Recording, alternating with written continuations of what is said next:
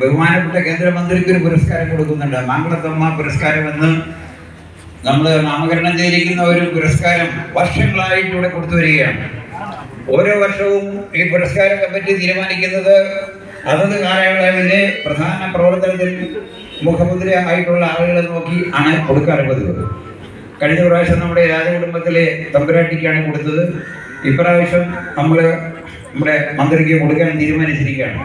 അദ്ദേഹത്തിന് കൊടുക്കാൻ തീരുമാനിച്ചത് അദ്ദേഹം ഈ അടുത്ത കാലത്ത് ഞാൻ നേരത്തെ പറഞ്ഞതുപോലെ ചെയ്തു വന്നിരുന്ന ജീവകാരുണ്യ പ്രവർത്തനത്തിന്റെ ഒരു അളവ് നമുക്ക് അളക്കാൻ പറ്റാത്ത തരത്തിലുള്ള ജീവകാരുണ്യ പ്രവർത്തനം നമ്മൾ എന്നും കാണുന്നുണ്ട്. ഇപ്പോൾ ഈ തിരുവനന്തപുരം സെക്രട്ടേറിയറ്റ് കടയിൽ കിടക്കുന്ന ആശാ വർക്കേഴ്സ് ഉൾപ്പെടെ പാവപ്പെട്ടവൻ എവിടെ കിടന്നാലും പാവപ്പെട്ടവനെ കാണാനും അവൻ്റെ കണ്ണീരൊപ്പാനും നടക്കുന്ന ഒരു വലിയ മനുഷ്യനാണ് അദ്ദേഹം.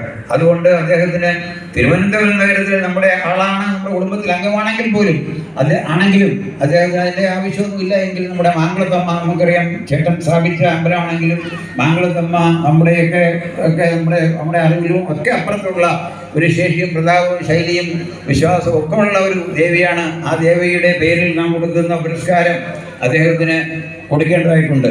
ആ പുരസ്കാരം കൊടുക്കുന്നതിന് വേണ്ടിയിട്ട് സമയം നീട്ടിക്കൊണ്ടുപോകാതെ ഞാൻ നമ്മുടെ ഈ ക്ഷേത്രത്തിൻ്റെ മുഖ്യ രക്ഷാധികാരി ഡോക്ടർ രാജ്മോഹൻ പിള്ള അവർ സാറിനെ ക്ഷണിച്ചുകൊള്ളുന്നു.